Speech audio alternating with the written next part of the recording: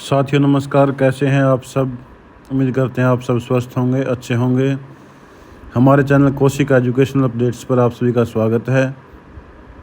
आज हम 2014 से लेकर 19 में हुई भर्तियों और 19 से 24 के बीच हुई भर्तियों के बारे में विश्लेषण करेंगे। साथियों 19 से 24 का इसमें इतनी भर्तियाँ क्यों नहीं हो पा रही है, इसके बारे में जानेंगे। तो हरियाणा की सरकारी नौकरियां 2019 बनाम 2024। गलियारों में सबसे ज़्यादा चर्चा बेरोजगार पात्र युवाओं में सरकारी भर्तियों की हो रही है। चर्चा हो रही है कि 2019 में हरियाणा में भाजपा को 40 सीटें मिली थी, तो इसमें एक बड़ा योगदान 2015 से 19 के बीच दी गई सरकारी नौकरियां का भी रहा है। तब भारत भूषण भारतीय हरियाणा कर्मचारी चयन आयोग के चेयरमैन थे। मुख्यमंत्री मनोहर लाल के मिशन मेरिट पर काम करते हुए भारती ने बिना रुके बिना थके सरकारी पदों पर भर्तियां करते रहे। हालांकि उनके समय में भी मामले अदालत में गए, मगर वे भर्तियां करते रहे। भारत भूषण भारती के अध्यक्ष रहते हुए उन्होंने मीडिया से दूरी लगभग पूरी तरह बनाकर रखी। सोशल मीडिया के लोग तो आयोग में घुस भी नहीं सकते थे। जब 2019 का विधानसभा चुनाव हुआ तो भाजपा ने जहाँ क्षेत्रपाल का नारा दिया था, वहीं उससे मेरिट पर दी गई सरकारी नौकरियां देने का बड़ा दावा किया जा रहा था। जिन युवाओं को नौकरी मिली थी उन्होंने भी एक माहौल बनाया था।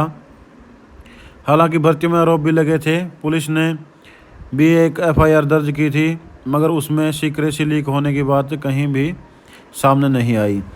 आयोग के जो कर्मचारी पकड़े गए थे वे सिर्फ नंबर देकर पास उम्मीदवारों के से संपर्क करने का तथ्य जांच में सामने आया था कि पहले उनके नंबर देख लेते थे, उनके बाद उनसे वो संपर्क करते थे। जनवरी 2019 में 18,000 से ज़्यादा पदों पर ग्रुप डी की भर्तियां हुई थी। इसका यह असर हुआ था कि 2019 में जींद उपचुनाव में भाजपा जीत गई थी और विधानसभा चुनाव में भी 40 सीटें जीतने में कामयाब रही थी। साथियों, पिछली बार जो भाजपा कार्यकाल था उसमें जो नौकरियां दी गई थी उसके कारण जो है भाजपा को 2019 में जीत मिली थी। जब भाजपा ने जेजेपी के साथ 2019 में सरकार बनाई, मुख्यमंत्री मनोहर लाल ही है, तो 19 में अब तक सरकारी नौकरियों पर भर्ती न होने से युवा उतने ही नाराज हो गए हैं। यानी कि 19 के बाद भर्तियों का बहुत बुरा हाल है। गलियारों में चर्चा है कि जैसे 19 में युवा वर्ग खुश था, 2024 में वह बहुत ज़्यादा नाराज है। गलियारों में कहा जा रहा है कि भारत भूषण भारती के चेयरमैन के पद पर रहने के बाद कर्मचारी चयन आयोग ने सोशल मीडिया की एंट्री हो गई है। सोशल मीडिया पर आयोग की सूचना पहले ही वायरल हो जाती है। भारती कटने के बाद अब तक पुरानी भर्ती ही पूरी हो रही हैं, मगर नई भर्तियां उतनी संख्या में नहीं हो पाई हैं जितनी की हो जानी चाहिए थी। इसके लिए मुख्यमंत्री मनोहर लाल तो बेवजह अदालतों में केस दायर करने वाले लोगों को मानते हैं, मगर गलियारों में चर्चा है कि मुख्यमंत्री को यह जानकारी सही नहीं दी जा रही। कोर्ट में केस तो भारत भूषण भारती के समय भी होते थे, मगर जिस तरह केस उनके हटने के बाद हुए हैं उसकी पैरवी जिस तरह से होनी चाहिए थी उस तरह से नहीं हुई है। यानी कि जो है सरकार अच्छी तरह से पैरवी कोर्ट केसों की नहीं कर रही है। जब कॉमन एलिजिबिलिटी टेस्ट लागू करने की घोषणा की गई तो उससे पहले कैनाल पटवारी, राजस्व पटवारी, ग्राम सी जैसे पदों की भर्तियां चल रही थी, वे पूरी होनी चाहिए थी। उन्हें क्यों रद्द किया गया? मुख्यमंत्री मनोहर की घोषणा थी कि ग्रुप सी और डी का हर साल सीटी होगा, परंतु अभी तक एक ही सीटी हुआ है। सीटी पास उम्मीदवार अपना स्कोर सुधार कर सकता है, मगर 22 में सिर्फ एक ही सीटी हुआ है। इस साल 23 में है सीटी डी का, जो सीटी इस साल होने वाला है डी का होगा। ग्रुप सी के लिए कोई भी संभावना नज़र नहीं आ रही है। गलियारों में कहा जा रहा है कि सीटी में शर्तें लगाई गई हैं जिससे भर्तियों पर असर पड़ रहा है। अभी तक सीटी से जुड़ी एक भर्ती पूरी नहीं हो पाई है। अगर भविष्य में सीटी में संशोधन नहीं किया गया तो मामले अदालत में जाते रहेंगे। अगर 2022 के सीटी रिजल्ट के आधार पर ग्रुप सी की भर्ती 32,000 भर्तियाँ में पूरी हो जाती हैं तो इस सरकार के खिलाफ बना माहौल कुछ हद तक ठीक हो जाएगा।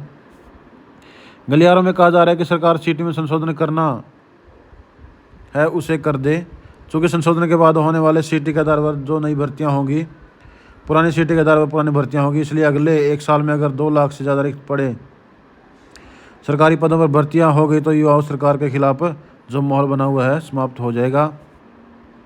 इसमें बात हम टीजीटी उम्मीदवारों में कर लेते हैं। टीजीटी के उम्मीदवार कह रहे हैं कि उनकी भर्ती तो सीटी के बगैर थी, फिर उनका रिजल्ट क्यों जारी नहीं किया गया? आयोग ने क्यों सही तथ्य अदालत में नहीं बताए? स्कूल शिक्षा विभाग ने क्यों पैरवी नहीं की? इसी तरह ग्रुप सी के 32,000 पदों पर भर्ती पूरी करने के लिए सामाजिक आर्थिक मानदंड के अंक देने से पहले वेरिफिकेशन क्यों नहीं कराई गई? गलियारा में पूछा जा रहा है कि क्या अदालत में उम्मीदवारों की तरफ से अपने हक के लिए केस नहीं किया जा सकता? सरकार के पास इतना बड़ा तंत्र होता है तो अदालत में वह अपना तंत्र क्यों सक्रिय नहीं हो पाता? आयोग में भी लीगल का एक बड़ा तंत्र है, क्या उसका कोई रोल नहीं है? गलियारों में कहा जा रहा है कि मुख्यमंत्री मनोहर लाल यह भी जांच कराएं कि आखिर ये भर्तियाँ क्यों फंसी हुई हैं। अकेले कह देना कि भर्ती रोको गैंग अदालत में जाकर स्टे ले आता है सही नहीं होगा। गलियारों में कहा जा रहा है कि इस देरी के लिए जवाबदेही तय करनी चाहिए। अदालत में जाने का हक सभी का है और किसी को भी रोका नहीं जा सकता, आगे भी नहीं रोका जा सकेगा। सरकार और एचएससी अपना तंत्र मजबूत करें। तो यही सरकार का कहना है कि सरकार चाहे तो सभी भर्तियों को जल्दी से जल्दी पूरा कर सकती है, सरकार चाहे तो जल्दी से जल्दी कोर्ट केसों का निपटारा करवा सकती है, परंतु सरकार का रवैया लगभग सही नहीं है। अभ्यर्थी लगातार परेशान है, बेरोजगारी हरियाणा में बढ़ती जा रही है। सरकार चाहे तो बड़ी भर्तियां करवा कर अपने पक्ष में माहौल बना सकती है। साथियों, ये थी 2019 बनाम 2024 सरकारी भर्तियों का लेखा जोखा। वीडियो आपको अच्छी लगी लाइक करें, शेयर करें, हमारे चैनल को सब्सक्राइब करें। सब पढ़ें सब बढ़ें। धन्यवाद। जय हिंद साथियों।